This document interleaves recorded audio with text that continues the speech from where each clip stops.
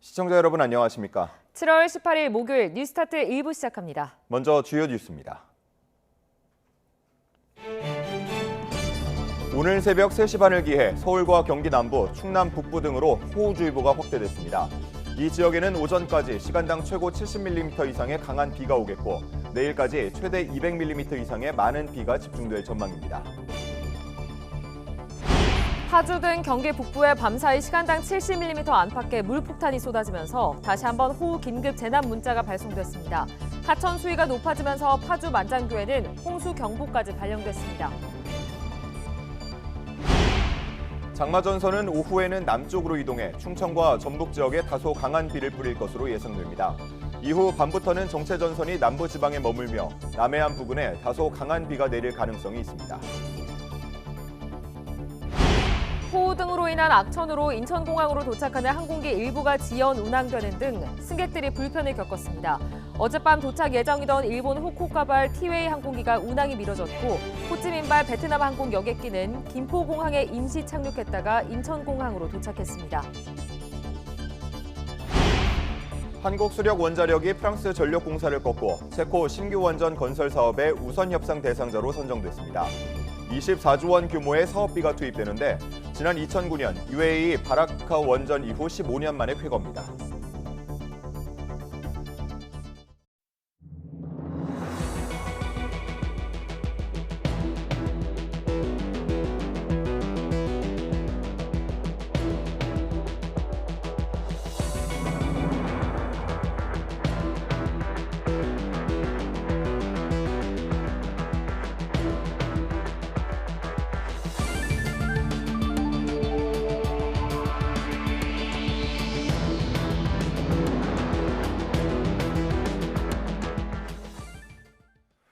현재 서울 전역과 경기 22개 지역에는 호우주의보가 내려졌고 경기 북부 일부 지역에는 호우경보특보가 유지되고 있습니다. 네, 오늘도 많은 양의 장맛비가 쏟아질 것으로 예상되는데요. 현장에 나가 있는 취재기자 연결해서 자세히 알아보겠습니다. 이현정 기자. 네, 서울 불광천에 나와 있습니다. 네, 그곳도 지금 비가 많이 내리고 있습니까?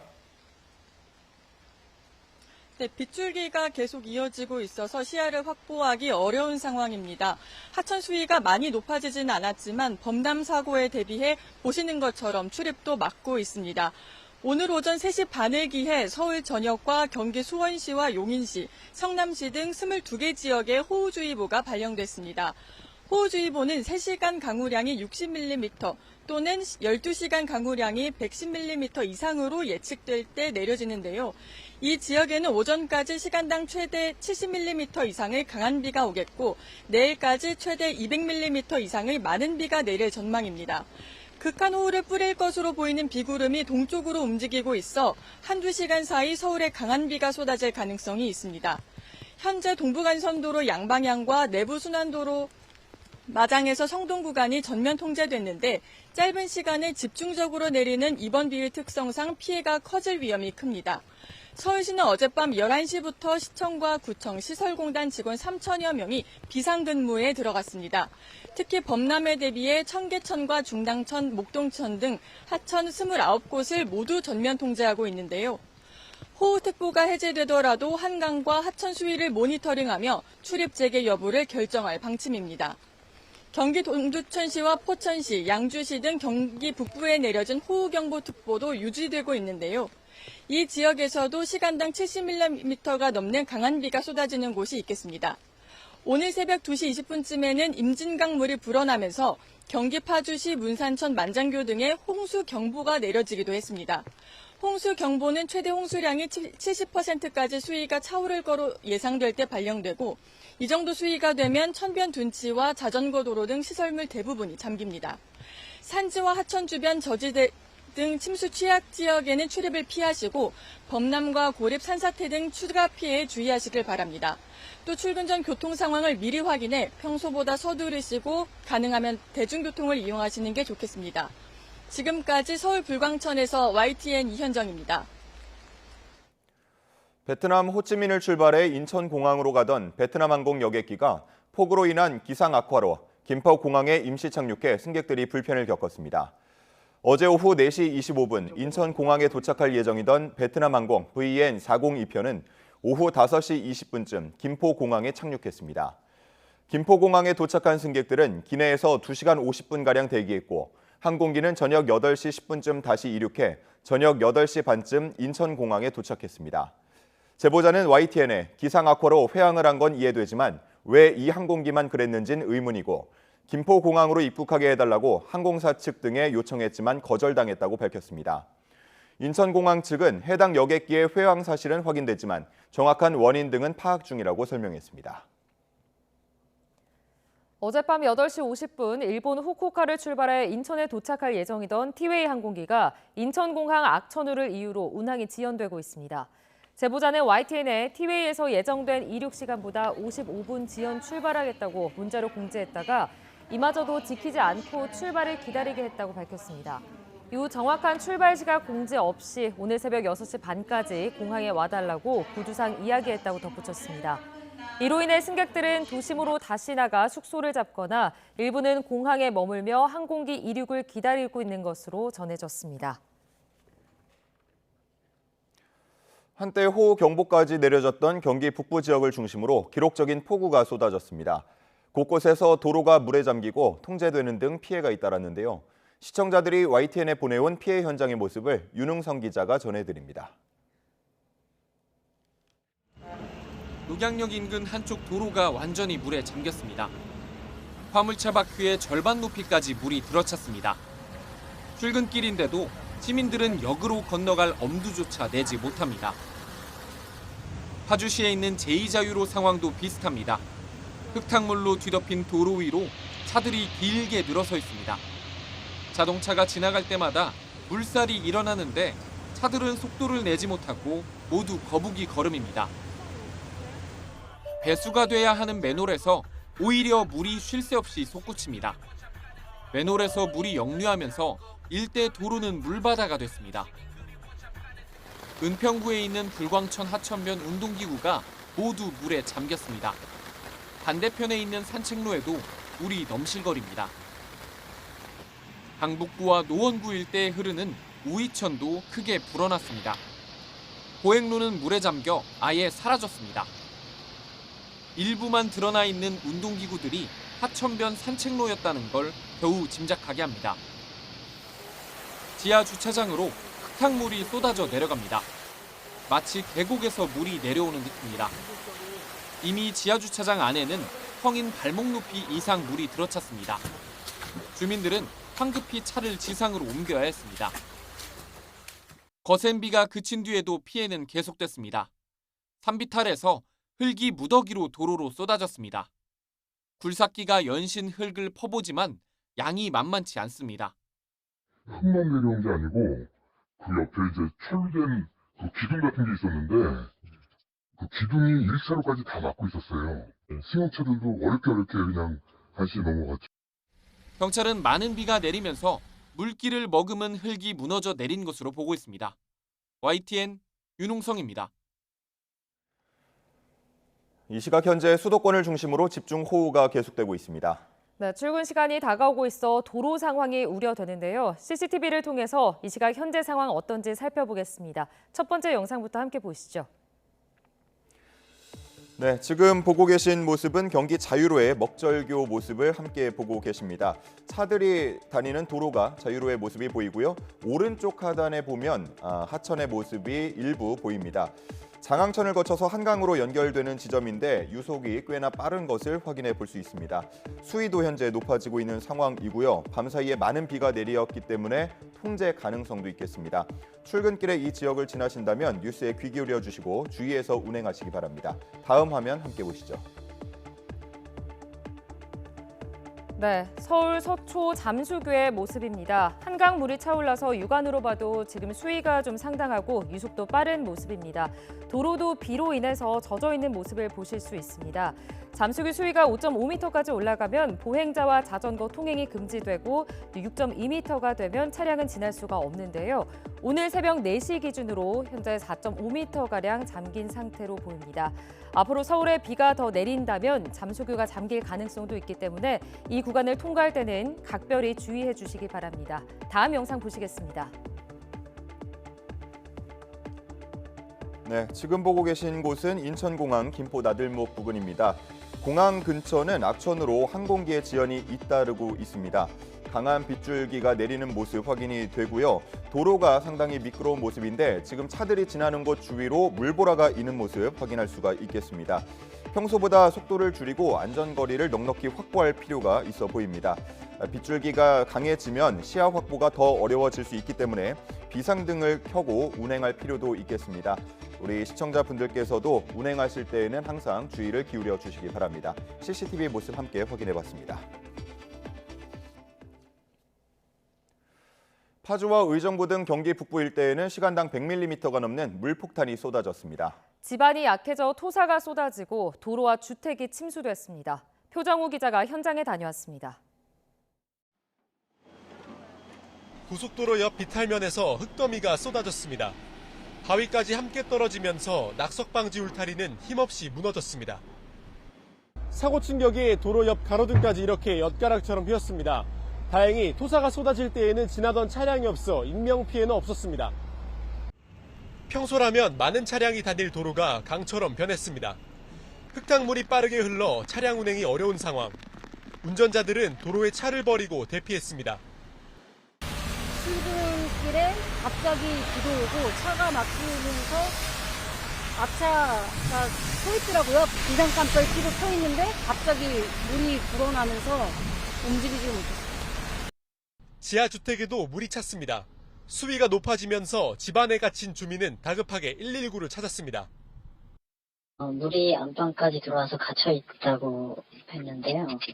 인명구조사항은 없습니다. 배수 지원만 했습니다. 자체적으로 나오신 것 같아요. 침수 피해가 잇따르자 주민들도 삽을 들고 나섰습니다. 물이 찼던 도로에 쌓인 진흙을 치우고 배수로도 정비했습니다. 해마다 그래, 해마다. 밑에서 올라올 수는 없으니까 위에서 내려오는 거죠, 그래서. 이런 큰 돌멩이까지 떠내려오니까. 짧은 시간 집중적으로 쏟아진 비에 경기 북부 일대 지반은 이미 약해진 상황. 추가 비 소식에 기상청은 산사태와 시설물 붕괴를 주의해달라고 거듭 당부했습니다. YTN 표정호입니다. 쏟아진 폭우에 서울에도 비 피해가 잇따랐습니다. 청계천 등 하천 수십 곳에 출입이 통제됐고 출근길 시민들은 한 번에 많은 비가 쏟아지면서 당황한 모습이었습니다. 윤태인 기자가 전해드립니다. 서울 광화문 청계천. 평소 맑은 물이 잔잔하게 흐르던 것과 달리 흙탕물이 거칠게 쏟아집니다.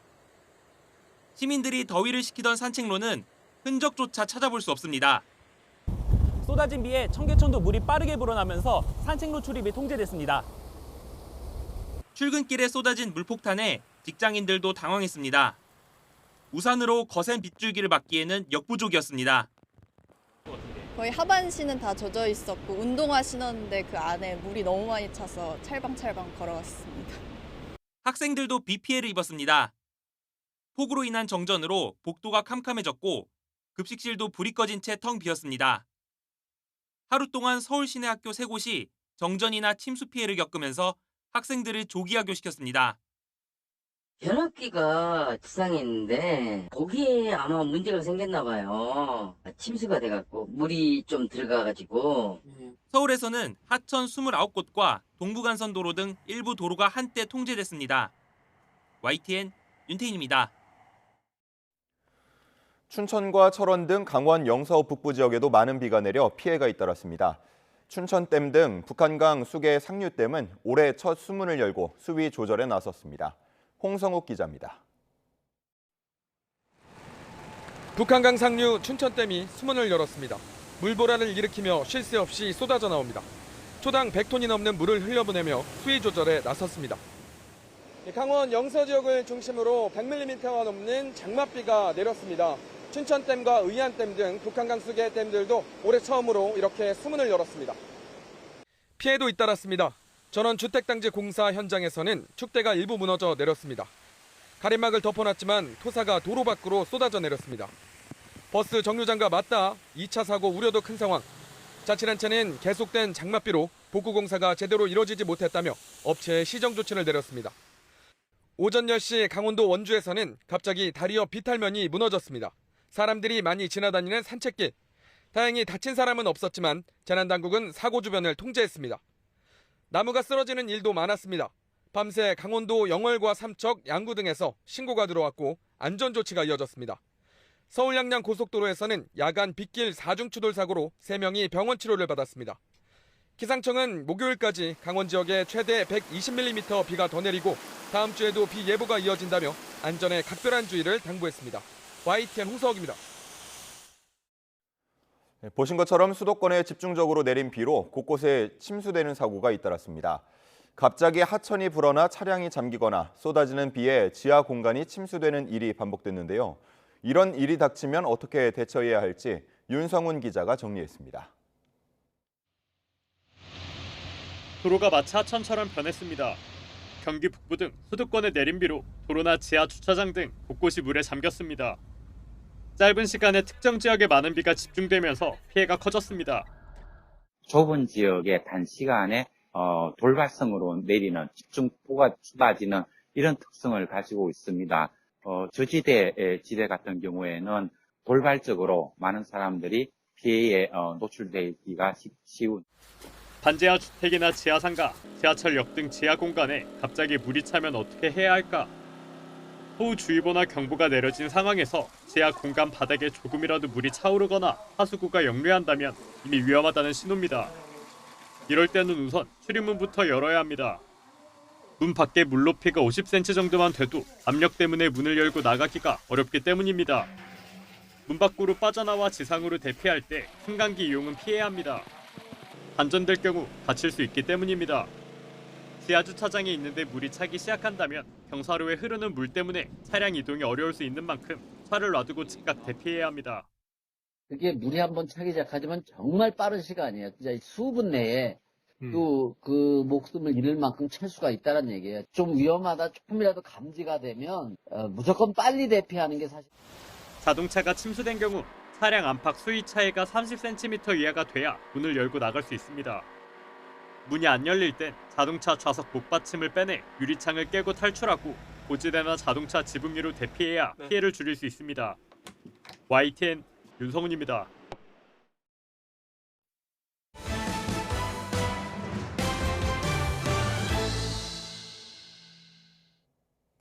한국수력원자력이 체코의 신규 원자로 건설 사업의 우선 협상 대상자로 선정됐습니다. 원자로 2개에만 24조 원 규모의 사업비가 투입되는데 지난 2009년 UAE 바라카 원전 이후 15년 만에 쾌거입니다. 박기환 기자가 보도합니다. 체코 정부는 신규 원전 사업의 우선 협상 대상자로 한국수력원자력을 선정했습니다. 한수원의 입찰서가 모든 부분에서 우수했다고 이유도 밝혔습니다. 유럽의 원전 강국 프랑스 EDF와의 2파전에서 압승을 거둔 겁니다. 특히 두코바니 원자로 2기의 우선 협상 대상자가 된 데 이어 케몰린에서 추가 원전 2기의 건설이 확정됐을 경우에도 협상 우선권을 갖게 됐습니다. 두코바니 원전 2기만 해도 사업비 24조 원이 투입되는 체코 정부의 역대 최대 규모 사업입니다. 원전 수출에 성공한 건 지난 2009년 UAE 바라카 원전 이후 15년 만입니다. 그 사이 수차례 도전해서 실패를 맛봤지만 끝내 우리 원자력 기술의 우수성을 증명하며 유럽 진출의 신호탄을 쐈습니다. 2009년 UAE 바라카 원전 수주 이후 15년 만에 쾌거이며 상업용 원자로를 최초로 건설한 원전의 본산 유럽에 우리 원전을 수출하는 교두보가 마련되었습니다. 한수원은 내년 3월까지 세부 조건을 체코 정부와 조율한 뒤 최종 계약을 맺게 됩니다. 이어 2036년 상업 운전을 목표로 2029년 착공에 나설 예정입니다. YTN 박견입니다. 네, 우리나라가 체코의 신규 원전 건설 사업에서 우선 협상자로 선정된 데 대해 윤석열 대통령은 세계 최고의 원전 산업 경쟁력을 인정받은 것이라고 밝혔습니다. 대통령실도 국내 원전 생태계가 완전히 정상화되는 계기가 마련될 것이라고 기대를 나타냈습니다. 강희경 기자입니다. 한국수력원자력의 체코 신규 원전 수주 소식에 대통령실은 곧바로 환영의 뜻을 나타냈습니다. 윤석열 대통령은 팀 코리아로 함께 뛰어준 기업인들과 원전 분야 종사자, 정부 관계자와 국민께 깊이 감사한다고 밝혔습니다. 특히 세계 최고의 원전 산업 경쟁력이 인정받게 됐다며 최종 계약까지 최선을 다해달라고 당부했습니다. 세계 최고의 대한민국 원전 산업 경쟁력이 세계 시장에서 다시 한번 인정받게 되었다라고 하시면서 팀 코리아 정신으로 최종 계약을 위해 최선을 다해달라 당부하였습니다.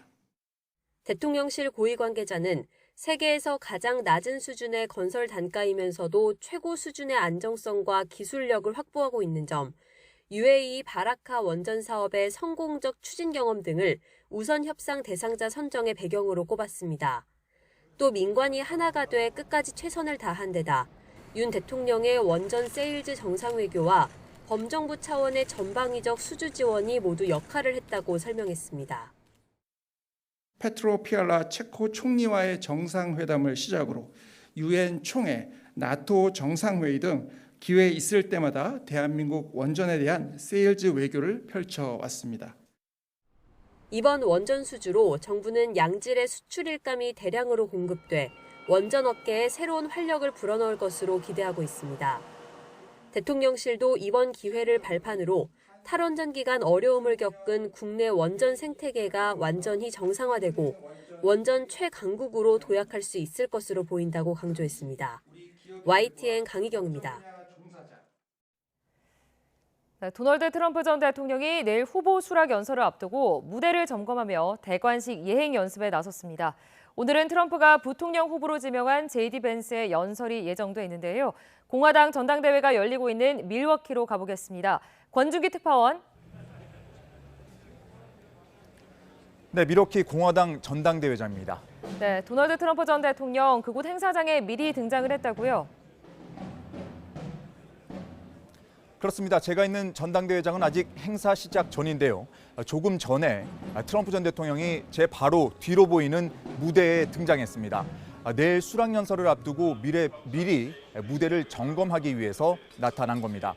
일종의 리허설 성격으로 무대에서 행사 관계자의 설명을 듣고 트럼프도 의견을 말하는 모습이 보였습니다. 트럼프가 무대를 점검하는 동안 외신들은 연신 플래시를 터뜨리며 관심을 보였습니다. 트럼프 전 대통령은 10분 정도 무대에 머물다 조금 전 15분 전쯤 행사장을 떠났습니다. 네, 또 내일 트럼프의 연설 내용에도 관심이 모이고 있죠. 그렇습니다. 트럼프는 나흘간 전당대회의 마지막 날 연설로 대미를 장식할 예정입니다. 내일 연설에서는 지난 주말 피격 이후 달라진 모습을 보일 거라는 전망이 나오는데요. 트럼프의 장남인 도널드 트럼프 주니어는 총격이 아버지를 변화시켰다며 당초 준비했던 후보 수락 연설문은 강렬하고 논쟁적이었지만 이후에 많은 수정을 거쳤다고 말했습니다. 트럼프 전 대통령도 앞서 총격 사건 이후 연설문을 수정했다며 바이든 행정부에 대한 비판 대신 국민 통합에 초점을 맞출 거라고 밝혔습니다. 이에 따라서 내일 트럼프의 연설에서의 표현이 평소와 어떻게 달라졌고 또 내용에도 어떤 변화가 있을지 관심이 모이고 있습니다. 네, 또 오늘은 트럼프가 부통령으로 지명한 JD 벤스의 연설이 하이라이트가 될 거라고요. 네, 여기 시간으로는 오늘 밤 9시 반쯤, 한국 시간으로는 오전 11시가 넘은 시간에 트럼프의 부통령 후보인 JD 벤스의 수락 연설이 예고돼 있습니다. 벤스는 39살 초선 상원의원으로 아직은 전국적인 지명도가 높지 않은 만큼 이 부통령 수락 연설에 관심이 모이고 있습니다. 흑수저 출신으로 이 자수성가한 자신의 성장 스토리를 강조할 것으로 보이고요. 집권할 경우 정책과 비전도 내놓을 것으로 보입니다. 원래 트럼프는 후계자를 키우지 않는다는 말이 있었는데 이번에 젊은 신의 정치인을 부통령으로 세우면서 사실상 트럼프 후계자로 낙점된 것 아니냐 이런 관측도 나오고 있습니다. 오늘 벤스가 무대에 오를 때 소개는 가까운 친구 사이인 트럼프의 장남 도널드 트럼프 주니어가 할 예정입니다. 네, 4흘차 전당대회 주제가 또 외교 정책에 맞춰질 거라고요. 한반도 문제도 다뤄질까요? 네, 오늘 이 전당대회 주제의 표어 Make America Strong Again, 미국을 다시 강력하게입니다. 저녁부터 줄줄이 연사들이 나와서 외교 안보 정책을 주로 다룰 예정입니다. 트럼프 측의 최대 관심은 중국 견제이기 때문에 이 부분에 대한 언급이 가장 많을 것으로 보이지만 우크라이나 전쟁과 중동 문제와 함께 이 한반도 이슈도 등장할 것으로 예상됩니다.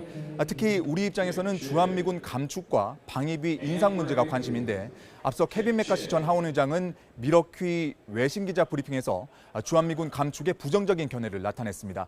트럼프는 주한미군이 한국에 배치돼 세계가 더 안전해졌다고 생각한다며 트럼프가 감축 의지를 드러내는 걸 보지 못했다고 말했습니다. 트럼프의 외교 사령탑이었던 오브라이언 전 안보보좌관도 주한미군 감축 가능성은 다 추측이라면서도 한국이 방위비를 더 부담할 필요는 있다고 밝혔습니다. 지금까지 미러키 전당대회장에서 YTN 권준규입니다. 트럼프 전 미국 대통령의 재집권 가능성이 커지면서 말 한마디에 세계가 촉각을 곤두세우고 있습니다. 타이완의 반도체 산업을 거두라며 방위비를 내라고 압박한 인터뷰 내용이 공개되자 타이완은 물론 금융시장까지 출렁거렸습니다. 대선 전 미국의 금리 인하나 일본 엔화 가치 하락에도 부정적 입장을 밝혀 시장에 어떤 영향을 줄지 주목됩니다. 유튜건 기자가 전해드립니다. 지난달 말에 진행한 인터뷰에서 트럼프 전 대통령은 미국 우선주의를 노골적으로 강조했습니다. 중국을 상대로 타이완을 방어할 것이냐는 질문이 나오자 곧바로 돈 이야기를 꺼냈습니다. 타이완이 엄청나게 부유한데도 방어를 위해 아무것도 내지 않고 있다며 거침없이 불만을 나타냈습니다. 또 타이완 반도체 사업에 막강한 영향력을 지적하며 바이든 행정부가 추진하는 인플레이션 감축법을 비판했습니다. 이런 언급이 알려지면서 TSMC를 비롯한 주요 반도체 기업의 주가는 일제히 약세로 돌아섰습니다. 타이완 정부는 곧바로 방위비를 부담하겠다는 의사를 밝히며 적극적으로 진화에 나섰습니다. 台海印太地区共同的责任，我们愿意付出更多的责任，这是在防卫我们自己。 트럼프 전 대통령은 다른 현안에서도 동맹보다 금전적 손익이 먼저임을 분명히 했습니다. 일본에 대해선 미국차 수입을 압박한 일화를 공개하며 엔화의 가치가 너무 낮다고 지적했습니다. 또 대선 전 금리 인하는 바이든 대통령이 원하고 있지만 해서는 안 되는 일이라고 주장했습니다. 우크라이나 전쟁과 관련해선 과거 푸틴 러시아 대통령과 잘 지냈다며 제재를 완화하는 방안을 고려하고 있다고 밝혔습니다. 러시아 측은 트럼프 일기 시절에도 특별히 좋은 건 없었다면서도 긍정적으로 평가했습니다. Это, наверное, можно отнести к положительным элементам. 피격 사건 이후 트럼프 전 대통령의 재집권 가능성이 커진 가운데 일기보다 더욱 강해진 미국 우선주의에 세계가 바짝 긴장하고 있습니다. YTN 유튜원입니다.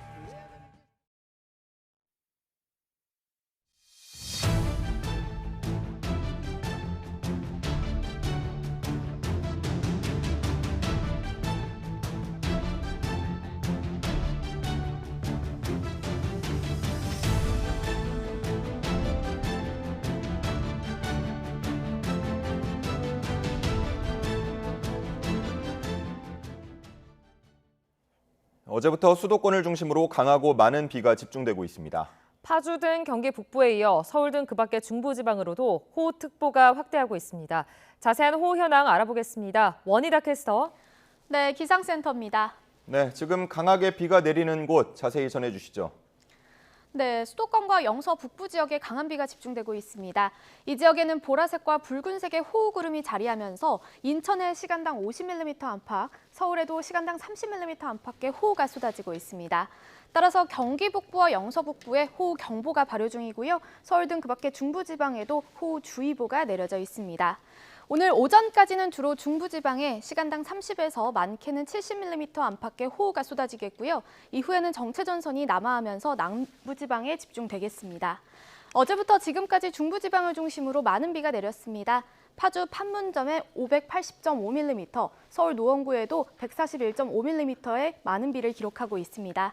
문제는 내일까지 수도권과 전북에 150mm 이상, 강원과 충청, 경북에도 최고 120mm 이상의 폭우가 더 쏟아지겠습니다. 강하고 많은 비가 내리며 산사태도 한계에 다다랐습니다.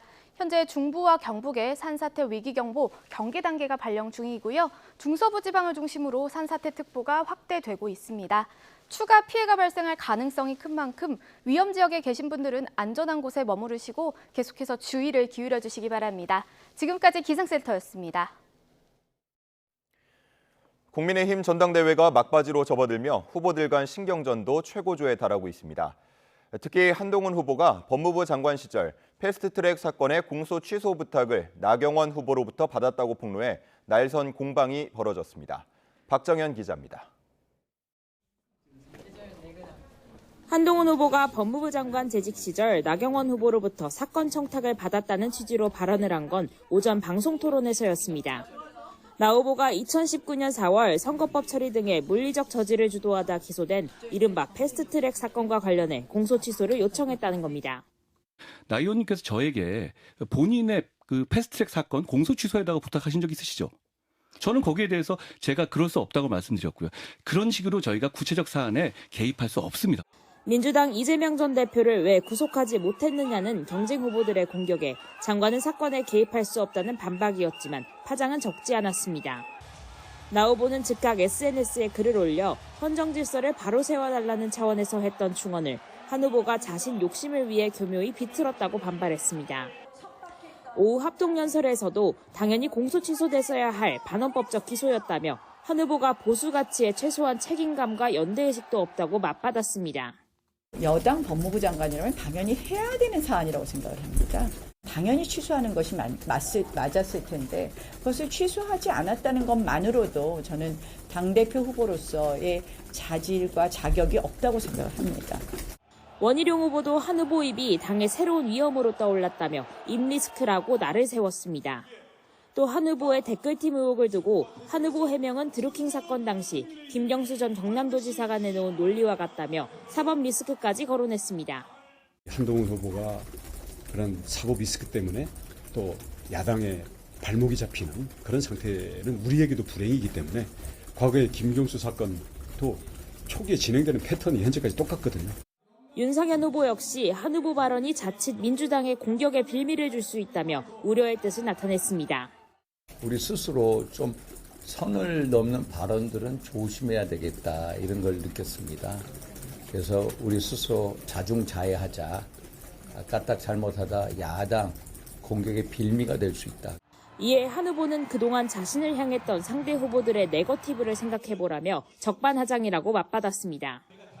7.23 전당대회 막판까지 후보 간 설전이 계속될 것으로 보이지만 그럼에도 몸싸움 논란만은 반복되지 않도록 조심하는 분위기도 엿보였습니다.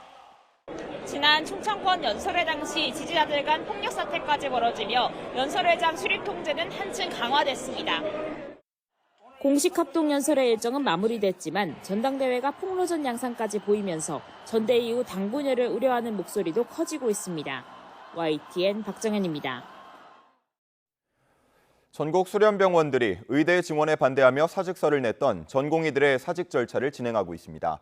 병원으로 돌아온 전공의는 극소수인 것으로 알려진 가운데 정부는 오늘 중대본 회의를 열고 대응책을 논의할 계획입니다. 김주영 기자가 보도합니다. 정부가 수련병원에 제시한 전공의 사직서의 처리 시한이 끝나가면서 사직 절차가 진행됐습니다. 16일을 기준으로 볼 때 전국 수련병원의 레지던트 가운데 12%가 넘는 1,302명이 사직 처리됐습니다. 병원으로 돌아왔거나 복귀 의사를 밝힌 전공의는 아주 적은 것으로 전해졌습니다. 대다수 전공의는 수련병원의 답변 요구에 응답조차 안 하는 겁니다.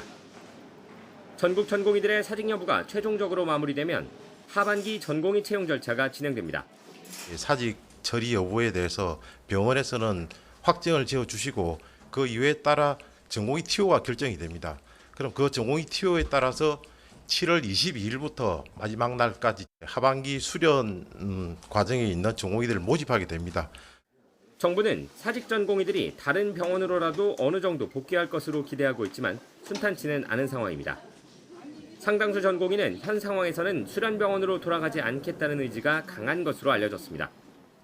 최근 서울대병원 내과 전공의들은 소신껏 진료할 수 있는 환경, 지속 가능성 있는 의료 시스템 등을 원하는 것이지 수련 특례 같은 파격적 혜택을 바라는 것이 아니라고 강조했습니다.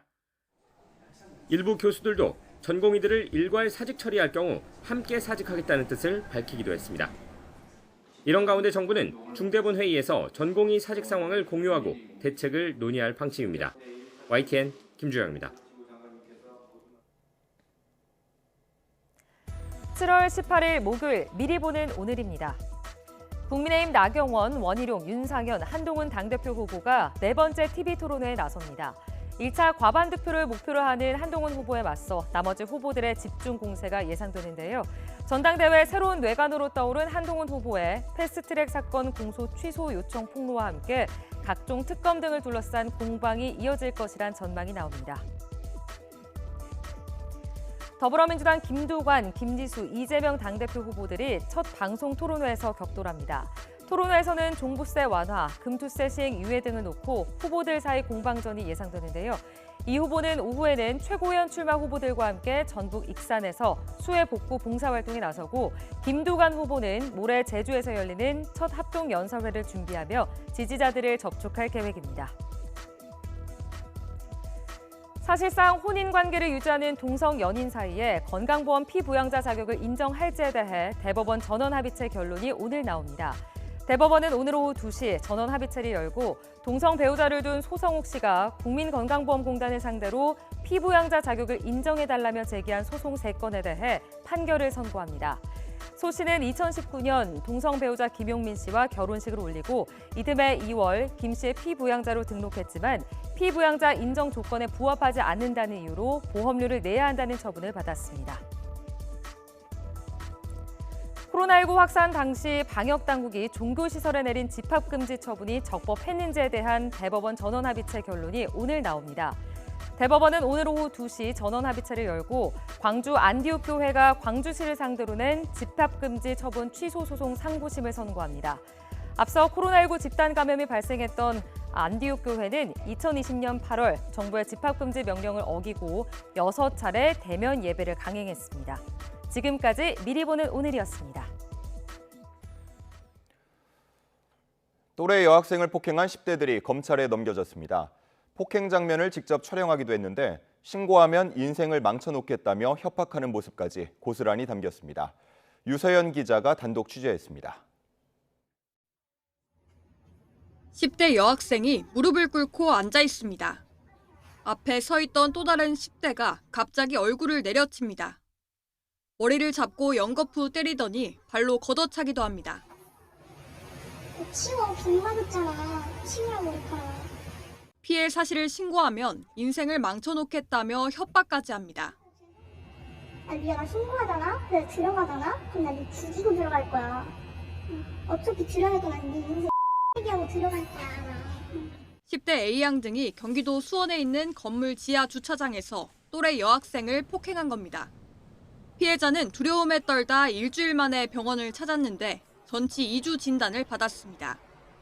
당시 A양은 자신의 친구 B양을 불러 폭행 장면을 촬영하기까지 했습니다. 그냥 제가 하는 행동이 기분이 나빠서 때렸대요. 언니가 때리는 걸 좀 재밌다고 생각을 하면서 계속 영상 찍고 그랬어요. A양은 주변에 사건이 알려지자 때린 건 인정하지만 사정이 있다며 변명한 것으로 알려졌습니다. 경찰은 신고한 걸 보복할 위험이 있다고 보고 피해자에게 스마트워치를 지급하는 등 안전 조치에 나섰습니다. 또 A양과 B양을 공동 폭행과 공동 협박 혐의로 검찰에 넘겼습니다. YTN 유서연입니다. 지난해 인천에서 전 여자친구를 스토킹하다가 살해한 30대 남성이 항소심에서 징역 30년을 선고받았습니다.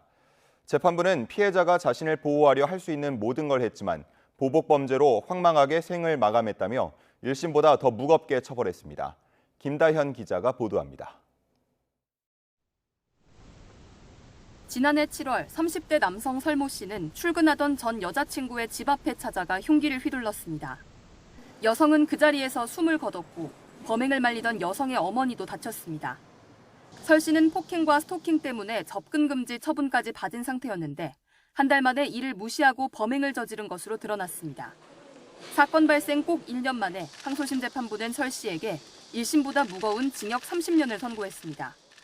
재판부는 설 씨가 결별을 요구받은 뒤 수개월 동안 여성을 폭행하거나 여성의 딸이 다니는 유치원에 전화하는 등 신체적, 정신적으로 집요하게 괴롭혔다고 질타했습니다. 또 피해자는 접근 금지를 신청하는 등 방어를 위한 모든 법적 조치를 했지만 보복범죄로 황망하게 생을 마감했다며 1심이 선고한 징역 25년은 지나치게 가볍다고 밝혔습니다. 다만 설 씨가 합당한 처벌을 받겠다는 태도를 보인다며 비슷한 사건과의 형평성을 고려하면 사형이나 무기징역을 선고할 필요는 없다고 판단했습니다.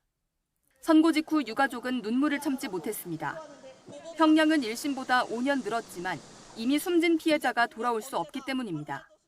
피해자에게 만족스러운 형량이란 있을 수가 없습니다. 제가 열심히 싸웠지만 동생이 살아서 돌아오지 않는다는 것입니다.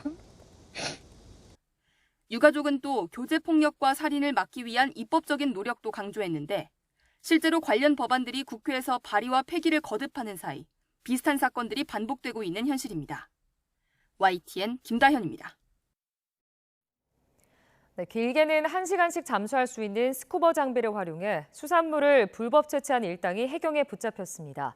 주로 값비싼 성게를 노려 일주일 만에 3톤 이상 마구 잡아들였는데요. 애꿎은 어민들만 피해를 봤습니다. 김근우 기자가 취재했습니다.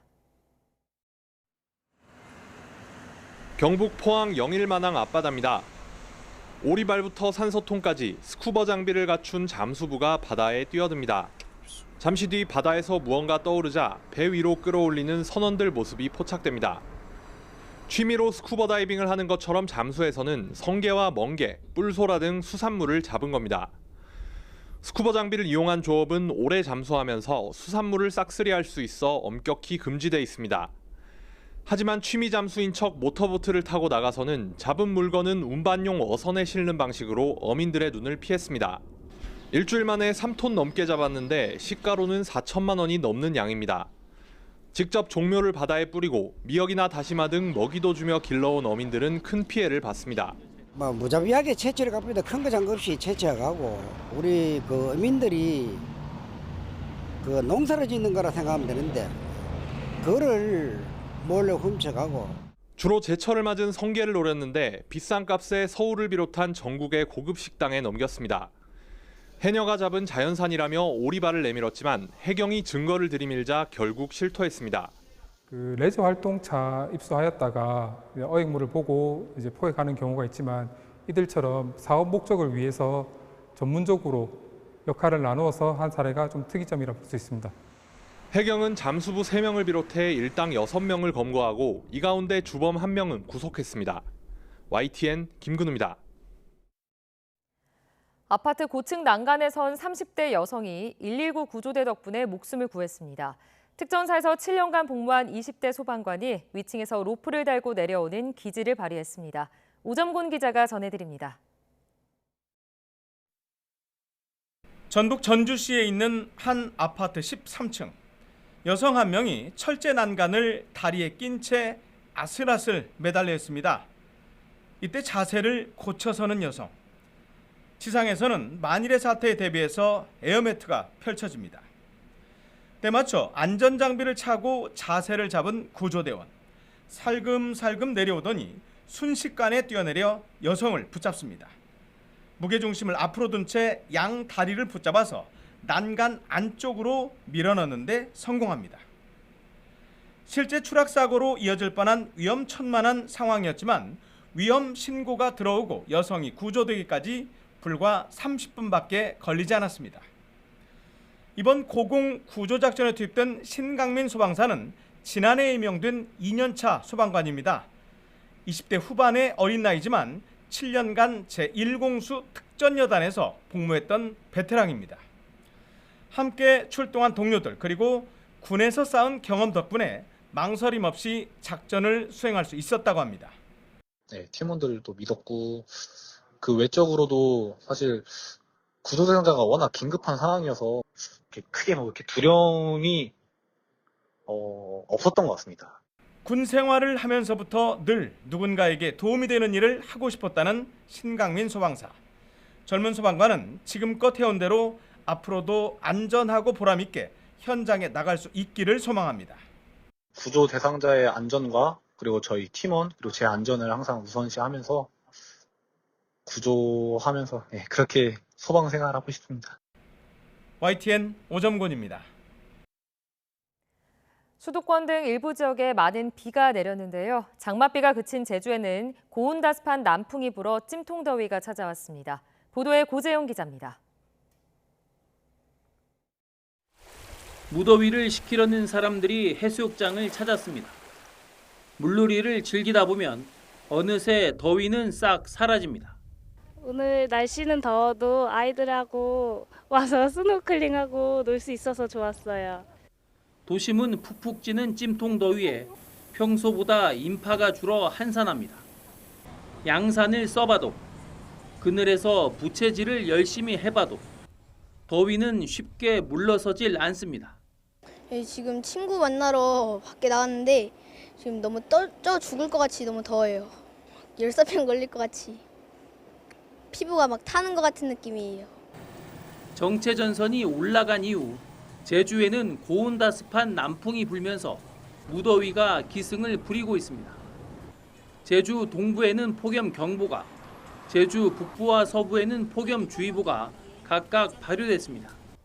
습도도 높은 곳이 많아 실제 기온보다 체감온도가 더 높아 마치 찜통 속에 있는 것 같습니다.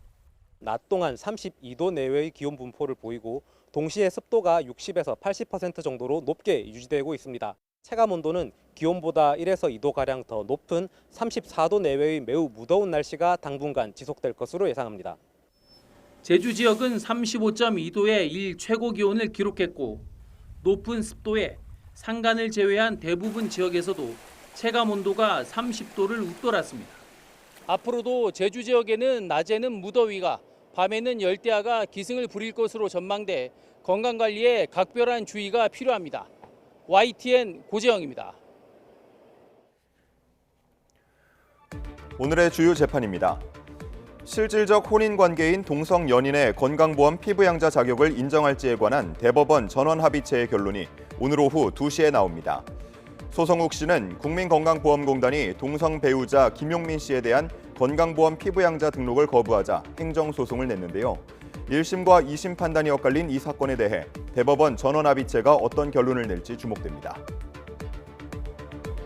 같은 시각 코로나19 당시 교회에 내려진 집합금지 명령이 종교의 자유를 침해한 것인지에 대해서도 대법원 전원합의체 판단이 나옵니다. 3년 전 광주광역시는 안디옥교회에서 100명 넘는 코로나19 감염자가 나오자 2주간 집합금지 명령을 내렸는데 교회 측은 종교의 자유 침해이자 재량권 남용이라며 행정소송을 냈습니다.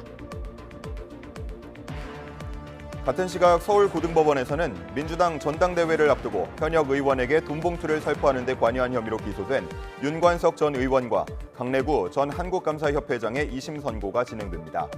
앞서 1심은 윤 전 의원에게 징역 2년을 선고하고 강 전 협회장에게는 징역 1년 8개월을 선고했습니다.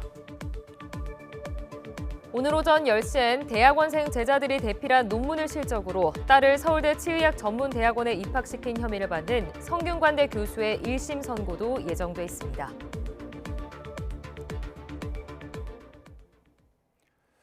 미 CIA 분석관 출신의 한반도 전문가 수미 테리가 미국 당국에 신고하지 않고 한국 정부를 대리한 혐의로 재판에 넘겨졌습니다. 고가 명품과 고액의 현금을 받고 미국에 비공개 정보를 넘기는 등 한국 정부를 위해 활동했다는 혐의를 받고 있습니다. 박영진 기자가 보도합니다. 미국 검찰은 수미 테리가 지난 2013년부터 미국 현지의 외교관 신분으로 파견된 한국 국가정보원 요원들과 접촉해왔다고 보고 있습니다.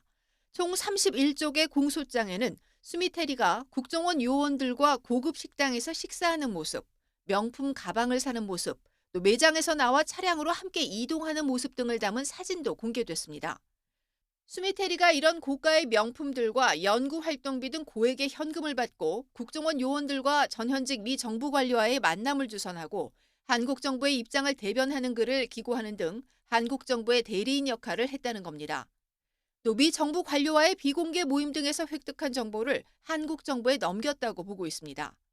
이렇게 활동하면서 미 법무부에는 관련 사실을 신고하지 않아 외국 대리인 등록법을 위반한 혐의도 적용됐습니다. 공소장을 보면 미 수사당국은 수미테리와 국정원의 관계를 약 10년간 추적해온 것으로 보입니다. 특히 대화 내용까지도 구체적으로 파악하고 있는 것을 볼 때 대화나 통화 등을 실시간 도감청한 것으로 추정됩니다.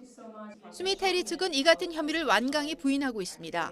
근거 없는 주장으로 수년간 헌신해온 학자이자 뉴스 분석가의 업적을 왜곡하고 있다면서 특히 검찰이 테리가 한국 정부를 대리해 활동했다고 주장하는 시절 테리는 오히려 한국 정부를 강하게 비판해왔다고 반박했습니다. 미국 검찰이 수미테리를 기소하면서 동맹관계인 한국 정보당국의 첩보활동까지 상세히 밝힌 것은 의외라는 반응이 나오는 가운데 미국의 안보 이익을 침해하지 말라는 경고성 메시지를 보낸 것이라는 관측이 나오고 있습니다. YTN 박영진입니다. 지난 2021년 성추행 피해 사실을 신고한 뒤 순직한 공군 고 이해람 중사의 장례식이 오늘부터 진행됩니다. 공군은 고 이해람 중사의 장례가 오늘부터 사흘 동안 국군 수도병원 장례식장에서 이 중사가 마지막으로 복무했던 제15 특수임무비행단 작전지원전대의 전대장장으로 진행된다고 밝혔습니다. 이 중사는 국립서울현충원에 안장될 예정이며 지난해 2월 공군 보통전 공사상심 심사위원회의 순직 결정으로 국립묘지 안장 자격을 갖췄습니다. 이 중사는 공군 제20 전투비행단에서 근무하던 2021년 3월 선임인 장모 중사에게 성추행당했고 이를 부대에 신고한 뒤 15비행단으로 전출 갔다가 2차 가해 등에 시달리다 순직했습니다. 이상으로 뉴스타트 1부 마칩니다. 잠시 후 2부가 이어집니다. 시청해주신 여러분 고맙습니다.